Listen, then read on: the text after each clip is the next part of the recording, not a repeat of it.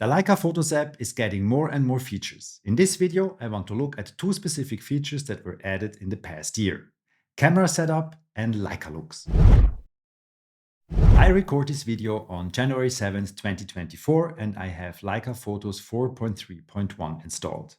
I did a very in-depth video on the Leica Photos app last year. Every function, how to set it up, and how to have a complete mobile workflow. I linked this video in the description. In this video, I will cover two features I could not demonstrate at the time I made the first video. First, I will discuss how to set up your camera using the Leica Photos app and a cable connection. And then I will go into the Leica Looks feature. That is, as of the day I'm recording this, exclusive to the Leica Q3. Now first, set up a new camera with the Leica Photos app on an iPhone through a cable connection. When you buy, for example, a Q3 or a Leica M11, 11 monochrome or 11P, there is a lightning cable, a special Leica lightning cable in the box as well. You need this if you have an older iPhone. Older, I say older than iPhone 15, because with the iPhone 15s now you have a USB-C connection. So you can take any USB-C cable you have lying around. In my case, I have the power cable from my iPad, and I just connect this here to my iPhone, and I connect it to my Leica Q3. I turn on the Leica Photos app, and now I turn on the camera.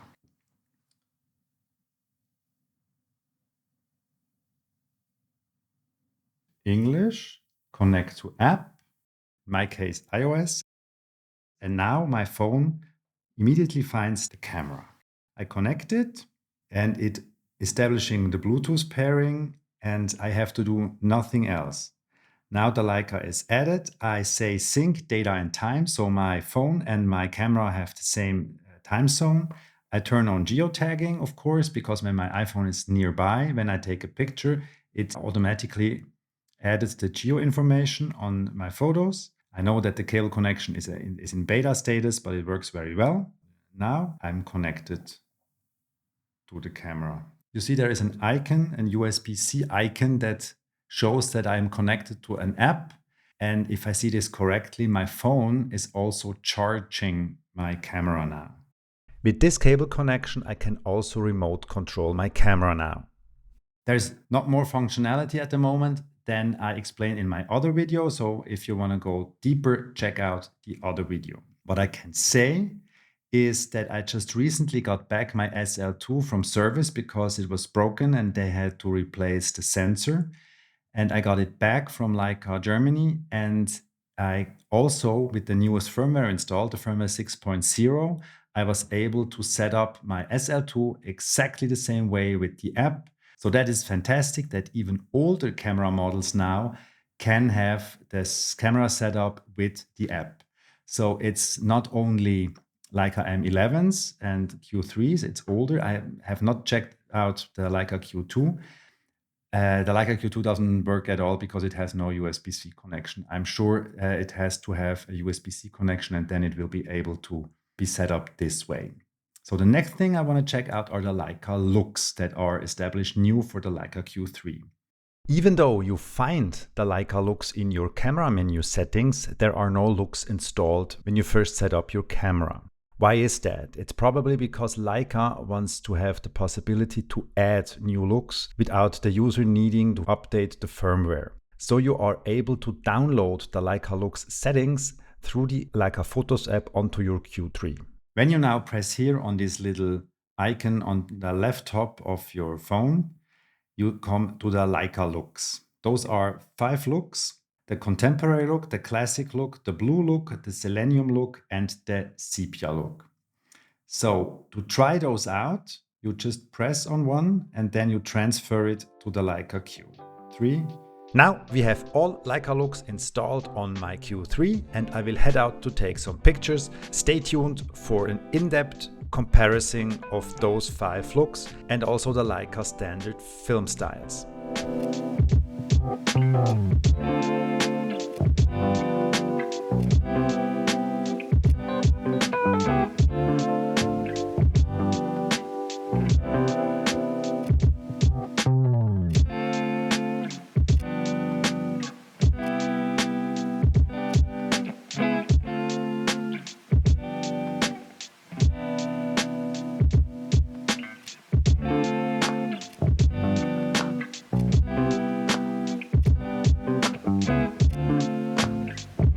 So back on my table, please let me notice that you please don't judge my photography today. This is really a test shoot, not an aesthetical shoot, but I still try to create pictures that we like to look at. As you can see, I displayed both the JPEGs and the DNG here in my Lightroom because the Leica look is something that only matters when you do JPEG. We actually, of course, only are going to look at the JPEGs. If I take those two and I look at them, those are the same picture, 128 DNG on the left side and 128 JPEG on the right side. They look absolutely the same because the DNG at the moment uses the JPEG as preview. You can see that here, down here, it's the embedded preview. The moment I go into development mode, the DNG will lose its preview and will show me how the raw file looks. If I now go back into my library and I put them next to each other again, you can see we still have the same images here, but now it is the actual preview of the DNG file. So the basically Leica look filter is gone. Because it's not a filter, it's actually really embedded in the JPEG file. We cannot get rid of it in the JPEG. So if you are experimenting with the Leica looks and if you still want to have full control over your pictures, you should always shoot DNG and JPEG and not only the JPEG. If you don't care about the original file, then you can shoot only JPEG, but I would not recommend that. So let's look at the Leica looks and compare them to the classic Leica film styles. If you have a Leica camera and you go into your menu and you go into the JPEG settings, you have a menu item called film style. There you find standard, vivid, natural, monochrome and monochrome high contrast. This is basically my top row from left to right, Leica standard, vivid, natural, monochrome, monochrome high contrast. And now on the Q3 you have this menu item called Leica Looks, and there you have contemporary, classic, blue, selenium and sepia. From left to right, it's the bottom row. If we compare those different looks with the same picture, we can see that the blue, selenium and sepia look are black and white profiles with just a little tint on it. I would say the blue one is more like really grayish. The selenium has a little bit more silver touch and the sepia is classic sepia. If you compare them to classical black and white, on the left side we have the classic black and white Leica film style, and now on the right side we have the Leica look called blue. This would be the selenium and this would be the sepia. To look at the color profiles, we maybe go to another photograph that has more colors. For example, this shot. Again, on the top row, we have the Leica styles. On the bottom row, we have the new Leica looks. So if we compare the standard Leica film style with the new Leica contemporary look, we see a big difference in my opinion. It's a little bit brighter. It's a little bit more desaturated.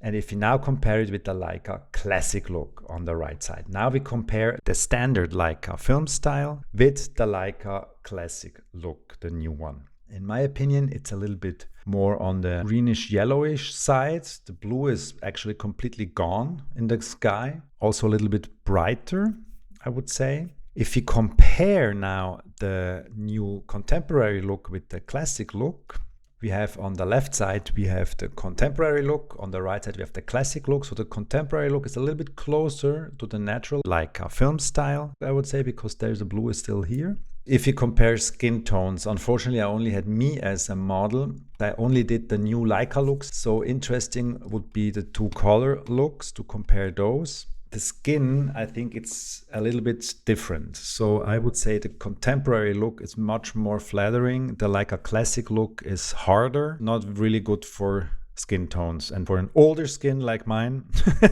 I would not recommend using that. Contemporary look is much more flattering on the left side. I also was on the beach and had a high contrast photograph and I was walking on the beach with my wife. I want to compare again the two color looks, and you can see here again that the classic look, what they call the classic look on the right side, there's much more contrast. So that's probably why the skin tones were not as flattering as I think it should be. I actually like the contemporary shot also here more. So for me, if I think about how a Leica look should look like, it's the left picture. Let's check also the other ones. So we have on the left side, we have the blue. On the right side, we have the Selenium. And then we have the Sepia, of course. I also shot some plants. This is actually a macro shot of this flower. Let's also compare the color profiles again. On the left side, we have the contemporary look. On the right side, we have the classic look. The classic look is a little bit more yellowish again. And here it looks more like an older photo, but still I like the contemporary look the most. It has a nice feel for everything. The classic look looks a little bit washed out. If we have like classical architecture photography, here I have done the film styles again. Top row are the film styles, bottom row are the new Leica Looks. And if you compare now, for example, the standard Leica film style with the new Leica contemporary look, I really like that. It is a little bit more washed out, but it has this Leica feel for me. If you compare it again with the Leica classic look, it's even more washed out. If we put the Leica contemporary look next to the Leica classic look, we see that the, again, Leica classic look is a little bit warmer and is a little bit more washed out.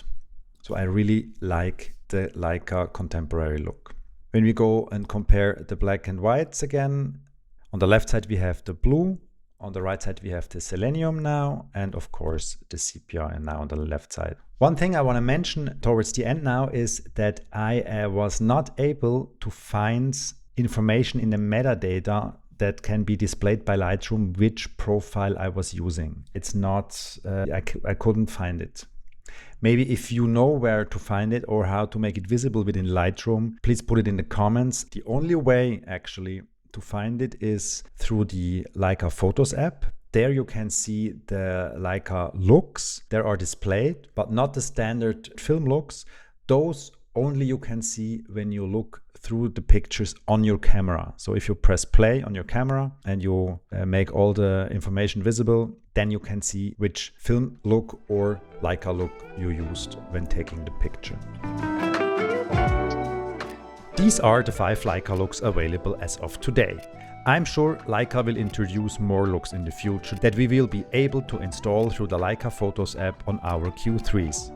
I actually think it will stay a Q3 exclusive feature. I think of all the Leicas available with the Q3, they aim more on a consumer market than for example with the M or SL line.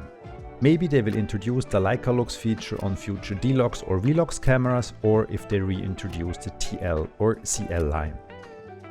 If you want to dive deeper into the Leica Photos app, check out this video. Stay curious!